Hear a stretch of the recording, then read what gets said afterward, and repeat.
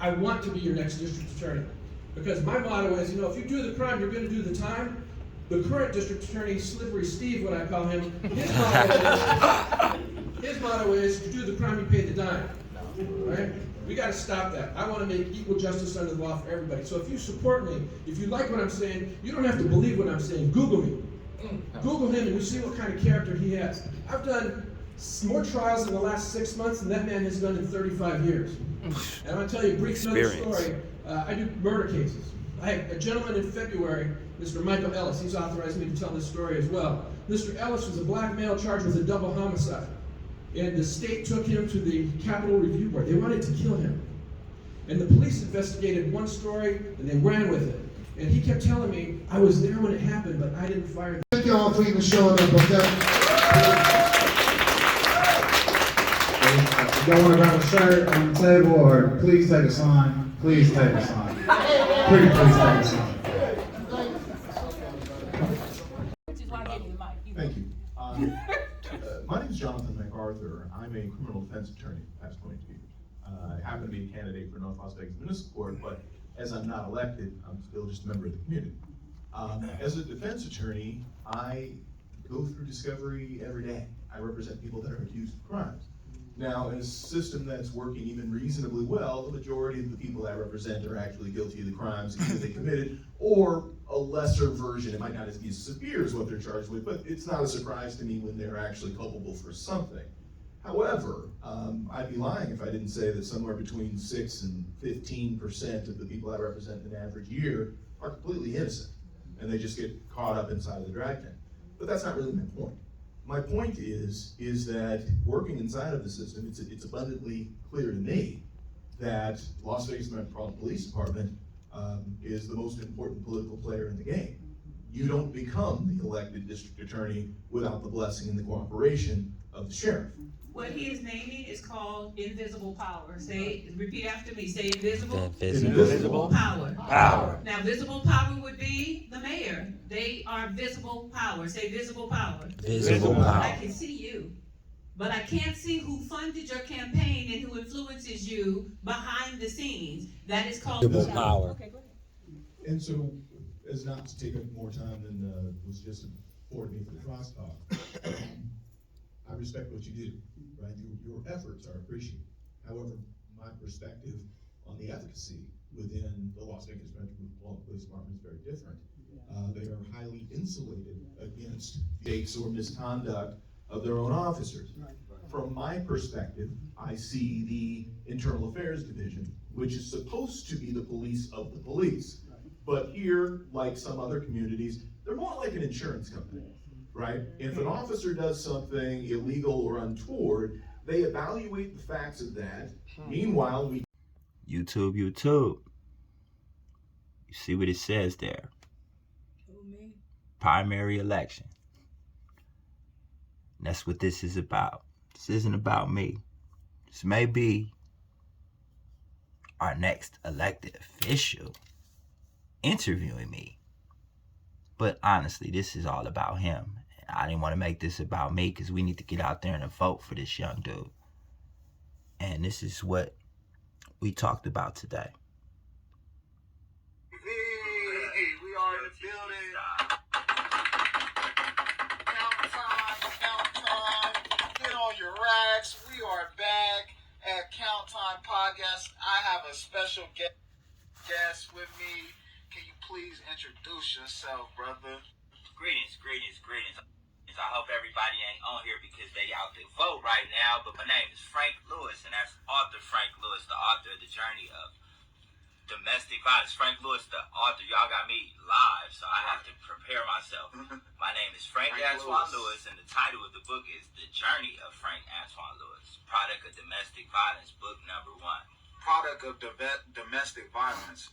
That is an interesting title. First of all, I want to salute you for being an author, for being a creator. You know, sometimes we grow up and the stigma of what a black man is, we don't think about, you know, we could be an author, we could be a teacher, we could be a businessman, we could be a lawyer. So I want to salute you for writing your book, and that's big. You manifest your words into a physical thing, and I just want to know what inspired you to get a book and name it The product of domestic violence? Deep. And it ties in with your campaign run with the mental health issues, because I'm 43 years old. So in 1989 and 88, as a child, witnessing domestic violence in my home between my mother and father, there was no kind of training. There wasn't even a name domestic violence. That was like till after O.J. Simpson came along that they really started to focus more on that. But at this time, my father was addicted to crack as well as my mom. And them having this drug addiction, and Nancy Reagan was just starting her thier program to try to get rid of these issues. So there was no resources to help us. So everybody give it up for Frank for Windows Day.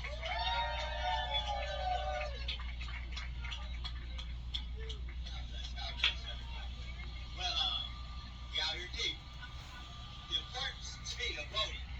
I was incarcerated 10 and a half years. So, you can't vote while you're in jail.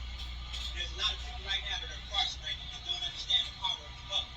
So, it's my voice, it's going to be the voice for them. To let them know that they got to exercise that right that at one point us as people of color didn't have.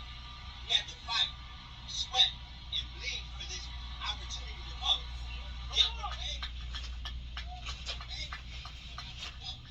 So, I wrote this here book, Journey of Frank Lewis. I'm not putting the body intention on that. But this is to explain the struggle that I went through and the journey to get here today to be able to vote. Because that's I did vote. Sorry, it was Chris G. But I got the vote, though. And like I said, I started this on the campaign with Chris G. First time I voted in primaries was voting for Chris G. And hopefully one day y'all will be voting for me. God bless you. Thank you.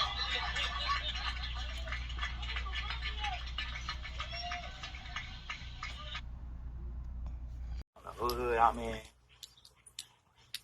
really ain't worried about it based on I have a specific mission.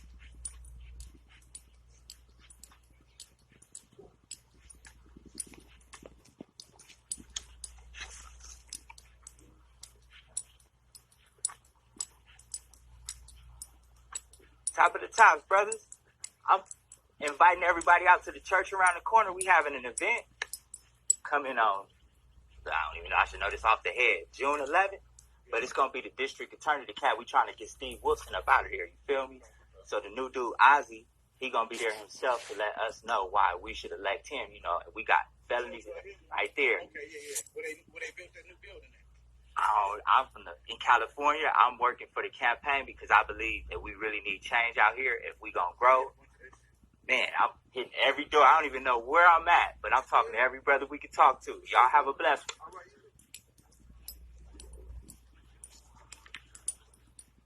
Could I have a moment of your time, Queen? Could I have a moment of your time? Just a tad moment. I promise you I won't ask you for nothing but that time. We're inviting people out to the church right here for an getting ready for y'all YouTube. But this is a little sneak peek. Kendra and Dana only. Heard by the federal income tax rate on corporations.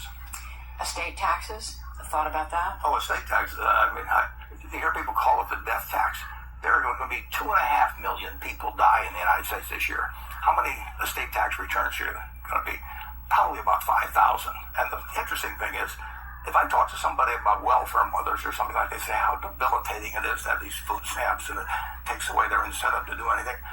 If a kid comes out of the right womb in this country, they've got food stamps for the rest of their life. They just call them stocks and bonds, and their welfare officers, their trust officer. I think having a significant estate tax that starts at a fair-sized level is if you're going to have to raise $3.5 trillion, I think that's a good source of revenue, and it shouldn't apply to 99% of the people. You've been very open about your own taxes, and people have taken a look at that, and they've also looked at Berkshire Hathaway. It has been pointed out that Berkshire Hathaway does take advantage of the legal ability to defer taxes, and I saw a number, something like $75 billion because we in have a deferred cash taxes. thing that we, just like you, if you've got a stock that's gone up a whole lot until you sell it. But that's just the law, and we don't have any of the Cayman Islands or anything like that stuff. But we follow the law, and we got 1 million shareholders, and I think they probably expect us to do that. That doesn't mean I don't think the law shouldn't be changed in some way, but I follow the law in terms of my personal return. I do not send an extra $5 million to the Treasury.